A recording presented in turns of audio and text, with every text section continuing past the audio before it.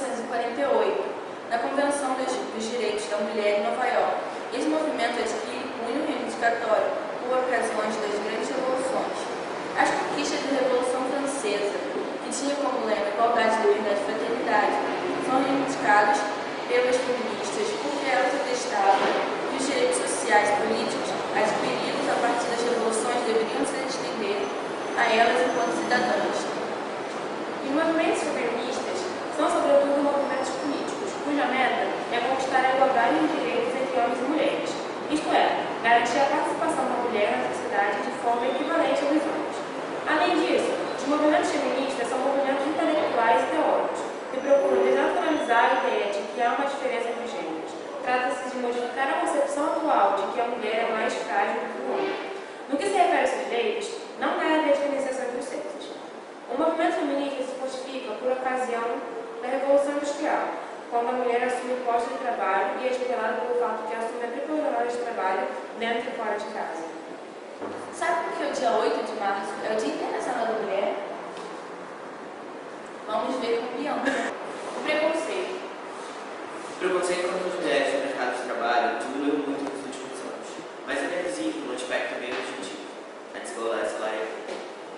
Pesquisas indicam que há uma diferença de até 30% entre salários de homem e mulher, ocupantes da mesma posição hierárquica nos mesmos setores de trabalho.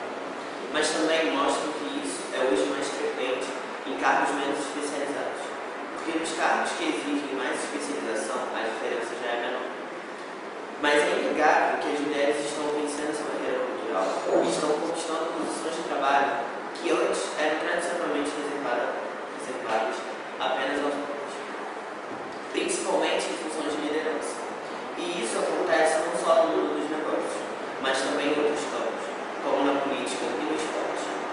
Com isso, elas deixam de exercer apenas aquelas funções que antes tinham características femininas, como, por exemplo, professora, enfermeira, assistente social, telefonista, entre outros. E com isso, elas estão mudando o perfil profissional e seu papel tradicional na sociedade.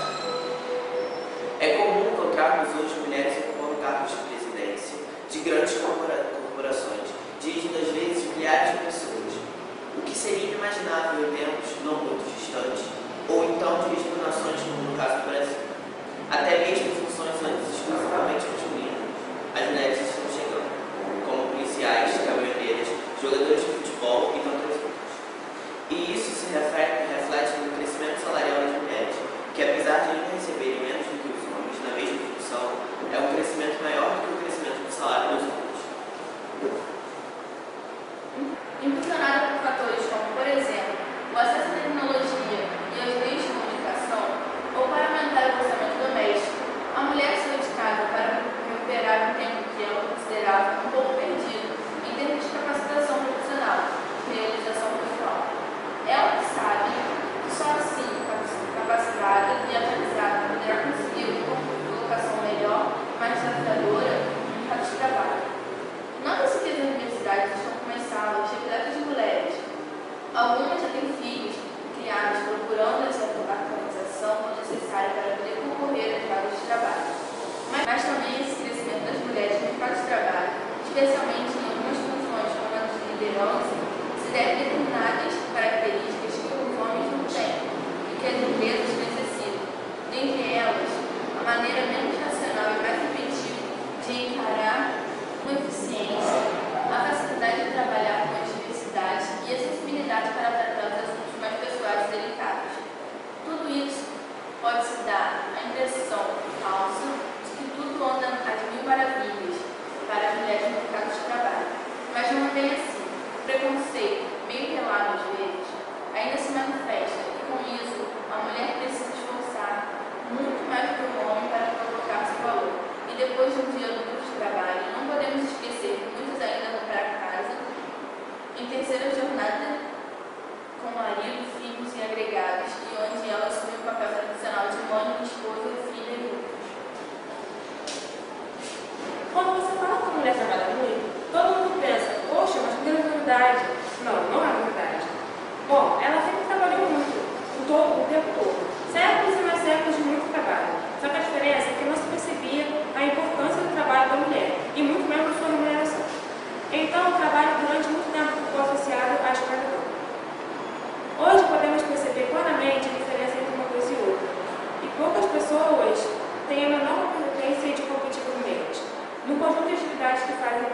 no dia a dia, porque elas têm normalmente o período expediente, e isso não é muito fácil.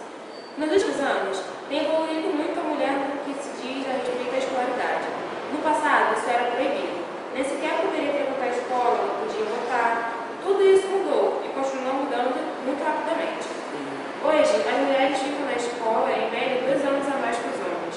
Projetando-se no futuro, significa que vamos ter a classe dominante de mulheres e não de homens. As mulheres deveriam assumir cada vez mais os postos de liderança. Nos Estados Unidos, algumas faculdades possuem hoje, além de cursos regulares, cursos de especialização e liderança específico para mulheres, coisas que aqui nós não temos ainda.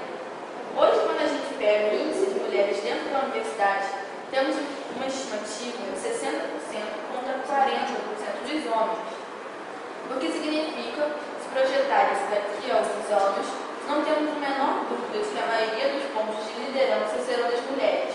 E podemos perceber claramente também a presença delas na política, não só no trabalho formal. Tanto vemos isso que hoje temos as mulheres na presidência do nosso país. Vamos agora para o estaleiro numa entrevista com 2 técnicas, uma de segurança e uma técnica de mecânica. Eu já fiz de tudo um pouco. Já fui babá, já fui acompanhante, já fui faxineira, já fui arrumadeira, já fui acabadeira em fábrica de roupa, já fiz de tudo um pouco.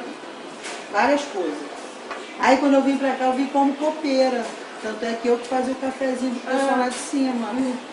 Aí depois eu vim pra cozinha, estou aqui até hoje. Meu sonho mesmo era ser cozinheira. Trabalhava antes no restaurante popular. Eu trabalhei lá 3 anos, depois saí e voltei de novo. Mas eu sempre gostei dessa área. Eu até fiz um curso na FATEC de auxiliar de cozinha. E estava aguardando um dia, né, para ter oportunidade.